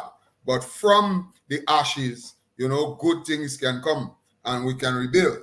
The fact is that governments of the past, governments come, governments go, have not paid enough respect to Calypso and not Calypso but Carnival, and they have not treated it the way it is supposed to be treated. You know, nobody would tell you how much Carnival contributes to the gross domestic product of Grenada. Nobody tells you that, because if they do, it would embarrass them. And the truth is that not enough has been poured into Carnival over the years. I mean, you a paltry $800,000 you give SMC. I always just say I don't want to be no part of no SMC with nobody giving me $800,000 to run Carnival. And I always make the point that St. Kitts are about 7 people in the population, you know, or maybe 7.5, and they getting $3 million to run the Carnival. That like a place, you know, that you don't even doesn't hear about the Carnival much, you know. And they getting 3 million, and in Grenada, where everything kicking up, and we out there on the job and so on, and what we getting 800,000 from government year in year out. They putting that in budget. They ain't shame to put that and read that and put that in budget book, you know, every year, and it really makes no sense. So we need to, and this is why I said that a bigger conversation has to be held. All the people who make a lot of money from Carnival need to give back to Carnival. It's the only way that this thing is going to work. And the people... And I believe, Michael, not wanting to cut you, but Michael Batiste is making the same point here. He says the main beneficiaries of Carnival should contribute significantly to the prize monies. Imagine an airline ticket to Grenada for Carnival has peaked to $4,200 US. The artist who created the product is being shortchanged. Also, the brewery, rum distillers, and hotel industry must be asked to contribute also. Not wanting to cut you, but Michael Batiste was agreeing with you there as well. Exactly. You see, and that's the point. That's the point. So there has to be a greater, bigger conversation, and hopefully we have a new government, government of change and so on, and we have a good place and a good launching pad where we could start and maybe shoot for the stars. But there has to be, and the whole cultural thing on a whole needs to change, because this thing in Grenada, culture is just a very stupid thing, you know. You have SMC, then you have the Grenada Cultural Foundation, you have the Ministry of Culture, and you do not have any idea of what are each remit. And they don't, you know, and there is a model that Barbados uses that is so simple. I think what happened really was that the people who conceptualized this Spice Mass thing and put the legislation and so on never really got a chance to operationalize it. And so when they lost the election, they mash up, that was Ali Gill and them fellas and them during the NDC time. Whoever come, make thing there, and they just go making shoppiness with it. But it has never been operationalized the way it is supposed to be operationalized. Because the truth is that the cultural foundation is supposed to be the main body. The cultural foundation, as we have it now in the construct, is the least body, but it has to be the main body with all of the people who are running around in Ministry of Culture and things. They are supposed to be the cultural foundation. The SMC and so on are supposed to be subsumed under the cultural foundation, like all of the other festival boards and committees and so on. Karikou and Independence and so on, and then the Ministry of Culture is just for policy and business, and Grenada is just not big on policy matters, and that's where the problem is. So if you have a Ministry of Culture handling policy matters, and then you have the cultural foundation with a number of cultural people who do this stuff, and then you have the boards that they would oversee and so on, then things would start to look up, and we can get monies and so on to run our carnival in the proper way. And artists could get their due, 100,000, and then soon we could ask for 200,000. I'm serious, you know. I'm going for 100,000 for the Calypso as well, because what I see happen this year, we deserve 100,000 just as the Soca artists deserve maybe more than 100, and so on and so forth. So it's good that this is happening, and this has happened, so that conversations could start with a new government. And we would end, Scholar, thank you so much for your contribution. And we would end with the newly crowned groovy monarch of Grenada, Crave. Final comments from you. All right. So I just want to generally say I agree with everything the Scholar and the others are saying. definitely we need to have that conversation. And once we do, I feel like we will come to a general conclusion that maybe doesn't please everybody, but middle ground finds a nice middle ground, because winning a competition like that is supposed to change your life in a more dramatic way than I feel like it does. Sometimes you have to win it 7 times before you really feel the impact of change. I feel that shouldn't be the case. So yeah, definitely.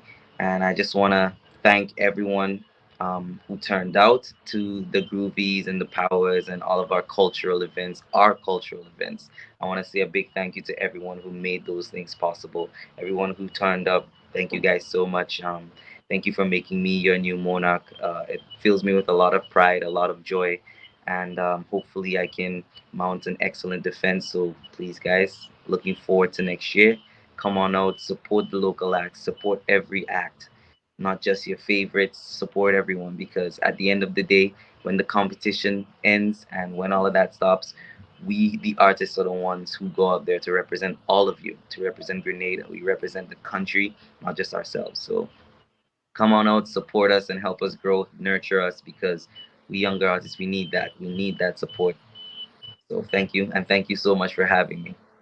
Absolutely. We're very happy to be joined by all of you. In my view, are legends because you do carry the culture forward. So Specky, thank you. Crave, thank you. Scholar had to run up, but we want to thank him as well. And folks, what we want to do, we want to stand by because we will get to the final segment of today, and we have a conversation with Nisha McIntyre of the Oro Mass Band, one of the non-competing bands for Spice Mass 2022. So we want to tee up that conversation, and we will end the program once we have completed that conversation with Nisha McIntyre. So please stand by.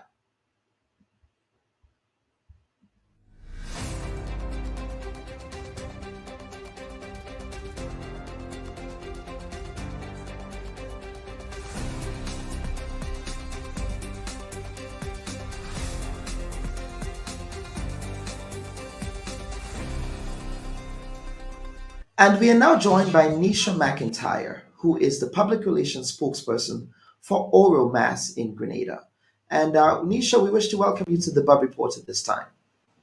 Good morning, Kellan. A pleasure to be here. Absolutely. Now, Nisha, how is Oro looking for the road? I imagine that this is a busy time with respect to costume distribution and ensuring that you have all of your I's dotted and your T's crossed for Carnival Monday and Tuesday.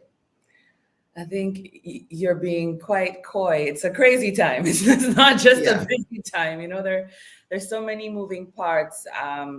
But we've been working really hard to make sure the costumes are given out to the masqueraders. We're doing this from Radisson, as most people would have come to know. It was a much more central location, but it's been going reasonably well, I would say. Most of the people have gotten their costumes. We're still distributing through the day to day. So we're actually just getting geared up and really excited about getting on the road and being able to bring the band to life this Spice Mass. Now, for new bands in Grenada, there have always been challenges with respect to costume distribution, actually a lack of costume distribution, meaning people were not able to get their costumes. I know that many masqueraders, for example, from North America, who journeyed to Grenada had bad experiences with other bands. How is Oro ensuring that those masqueraders who are playing with them have a better experience? Well, we've been giving out the costumes. That's the one thing I want to stress. I think for a lot of the people who are still suffering from that PTSD from the last time, because you're right, as you rightfully said, a lot of people didn't get their costumes last Spice Mass. We didn't want to have people relive the same situation. So the costumes are here. I can actively say that they have been given out. So a lot of the masqueraders to date, we really made an effort to try to make good on the trust that people embedded in us. There are individuals who have complained here or there about maybe not getting the right size. And even with those things, we have people on site to make the amendments and do the necessaries to make sure that at the end of the day, our customers, our clients, our masqueraders feel validated in the fact that they chose to play with Oro. Mm-hmm. Now, just to give us some historical context to Oro, This will be the first time that Oro would be participating in Carnival, but this is not the first time that you actually prepared for a Carnival celebration. Is that correct? Well, I mean, we started preparing for this 2 years ago when we thought 2020 was going to bring mass, right? But as you all know, COVID came and everything took a different turn. So everything was put on hold for that 2-year process. So now we're finally being able to bring the band to fruition and to deliver the elixirs of life that we hoped to deliver 2 years ago for this Spice Mass. So talk to us about the concept behind the portrayals that would inform your costume pieces, elixirs of life. That is something that, as a masquerader myself, I look forward to on Carnival Monday and Tuesday. Just those portrayals and what they represent to the masquerader. But also it has to do with how the masquerader carries those costumes. There is a particular story that is being told with those costumes. So tell us about elixirs of life. At the end of the day, it's very simple, right? It's about coming to life, right? It's about what is that elixir that you take that brings you to life. And I always go back to the Venom costume because it's the easiest one for people to grasp that concept. You have you ever noticed how people come to life Juve morning? Yes. You put on that oil and you transform. Right? You become an Italian youth person. Yeah. Right. You become fearless. You don't care about anything else. That freedom just becomes real in a very tangible way. And for some people, that job is what brings them to life. And so for us, Venom is kind of like that. It's that elixir that when you put on that Venom costume and you're there with your horns, you don't have the oil, but you're in black. You become alive again. You become free. You've gotten rid of your shackles and you're just there enjoying life again and being the person that you would hope to be on an everyday basis for those 2 days. So that's what the elixirs are. It's whatever brings you to life. And for some people, that takes different shapes and forms. And we're happy that each and every section of the band is able to bring that out in revelry, in colors, in bright display. Now, bands in mass bands in other Caribbean islands such as Trinidad and Tobago, especially newer bands, and Oro would fall under that rubric, or even some established bands as well, have been accused of catering to people of a certain body type, that costumes are meant for people who are gym rats or fitness enthusiasts and are not necessarily meant for people with regular bodies. What is Oro doing to ensure that it can cater to everyone?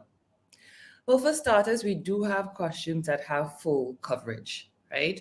There are quite a few monokinis, there are some high-waisted panties, but even aside from that, our seamstresses, our designers are on hand to make alterations to the costume. So there are quite a few people who would have liked a particular design, but maybe the photo that we had displayed was a little bit more revealing. They were able to get those costumes altered to fit their body type. So I want to stress the fact that personalization is something that was also built into the Oro fabric so that everyone had an opportunity to feel comfortable in whatever they decided to wear, whatever section they decided to portray on the road, because we do want to be inclusive. I know people like to say that we're a little bit exclusive and we're, attuning to a specific crowd, but the reality is for us, we want to create a band that brings to life a different kind of experience, but one that each and every person can have the opportunity to experience, right? So for us, it's about inclusivity and ensuring that Grenadians alike and all the masqueraders that come from around the world have that opportunity to play mass and to experience a different kind of masquerade on the road. So for us, it is important. It is important that all masqueraders are included. And I know for sure, because we've been packing boxes and whatnot, there are quite a few pieces that we've put together, fuller sized bodies, and you'll see them. You'll see them on the road. You'll see all shapes and sizes, beautifully decorated on the road with the band. Two final questions, Nisha. How is Oro different from other mass bands on offer in Grenada? Established mass bands in Grenada. I would say that we differentiate on the experience, right? I know the costumes are beautiful, but for us, it's not just about a costume. I think many times people drop the ball in thinking mass, pretty mass is just about a costume and bringing a costume to life. But it's so much more than that. It's about telling a story and putting all the pieces together that allows a masquerader to tell the best story on the road. And I think that is where we set ourselves apart, in that we're offering a 360 experience, a full sensory experience that allows people to see, feel, touch, hear. You know, the band is coming with not just beautiful costumes, but even the sound systems. We're the only band this year, I believe, that has a live band as part of our sound system on the road. You know, we have Octane Band accompanying us. We have mist trucks for when our masqueraders get overwhelmed and overheated, they can cool down. We have security, we have drink runners, we have toilets that move with the band so that you don't have to find yourself going on the side of the road to relieve yourself. So our goal was to create this experience, a 360 experience that people can appreciate, because at the end of the day, Carnival is a time where people come. For a lot of people, it's just that period to relieve themselves of stress and sort of rejuvenate. And we want that when our masqueraders are on the road, they feel like they have treated themselves and they leave with a tremendous, memorable experience of Spice Mass. And I think that is where we set ourselves apart. It's not just about the costume. Now, Oro and other bands fall under the rubric of non-competing bands, and they have come in for heavy criticism for killing traditional mass and for not being fully engaged in the process of mass development in Grenada as a collective.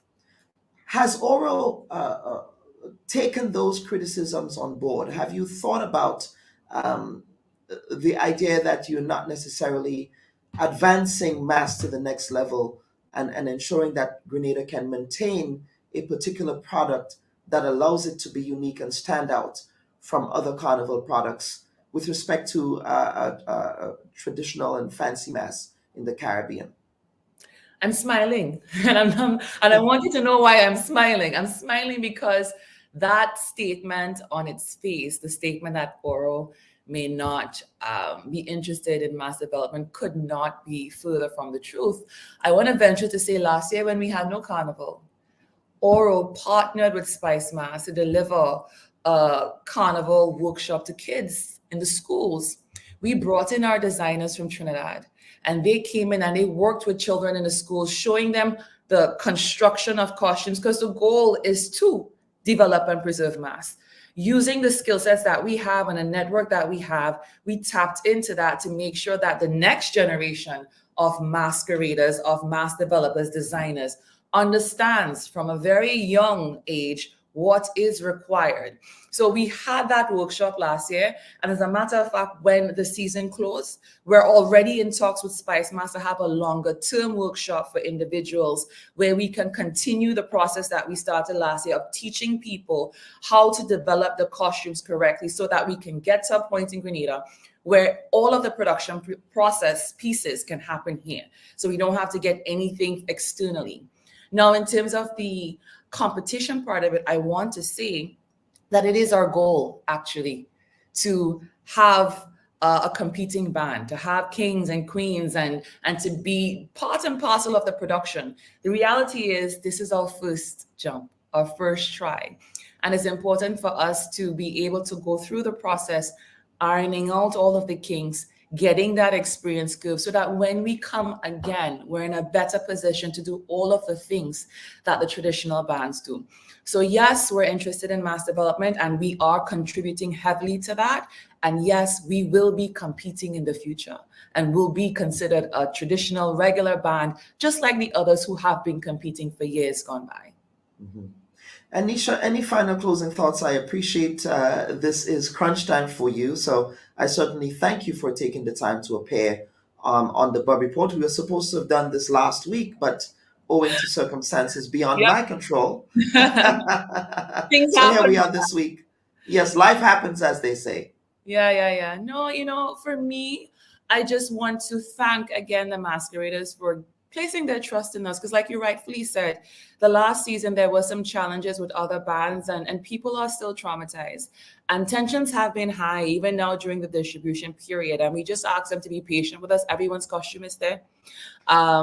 We look forward to being able to bring this band to life tomorrow and Tuesday. And I just want to stress in general to everyone that's going to be out there. This is our first carnival in 2 years. I know people are excited, but just remember there's life after carnival. Take it easy, be safe, drink responsibly, and just have fun. Just have fun on the road.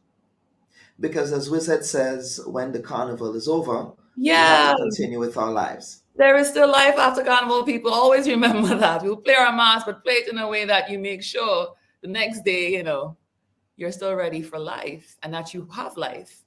So thank you very much, Kellen, for giving us the opportunity to speak on that. I think it's really important for us as a band to stress that as much as we want you to have fun and enjoy yourself, just be safe, be responsible, and remember there's life tomorrow and the day after Mass. Thank you, Nisha, and good luck and all the best to you on the road. Pleasure as always. Absolutely.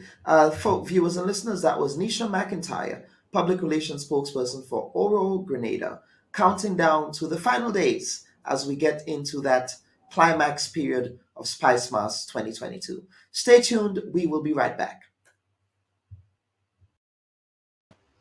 And folks, that was my conversation with Nisha McIntyre. And at this point, we wish to close the program. I wish to take this opportunity to wish everyone in Grenada, Carriacou, and Petit Martinique a happy carnival weekend. I must confess that this is my favorite time of the year. That is one of the reasons I am in Grenada, in addition to celebrate my cousin's wedding. I don't think he would want me to mention his name publicly, because I did not get permission to do that. But the reason for my visit to Grenada is twofold: to celebrate my cousin's wedding to his lovely bride, and I say congratulations to them on their nuptials, as well as to celebrate Carnival. It is my favorite time of the year. So I will be seeing you, the Bubb Report will be seeing you on the road as we celebrate Spice Mass 2022. On behalf of our hardworking producers, we want to thank all of you for your participation on the Bubb Report today. This was a segment that I really enjoyed hosting, notwithstanding the technical issues that we had. On behalf of all of us at the Bubb Report, we want to wish Grenada, Carriacou, and Petit Martinique a happy carnival. And those of you who do not celebrate, we do wish you a safe and productive week ahead. Thank you and have a good week. Bye-bye.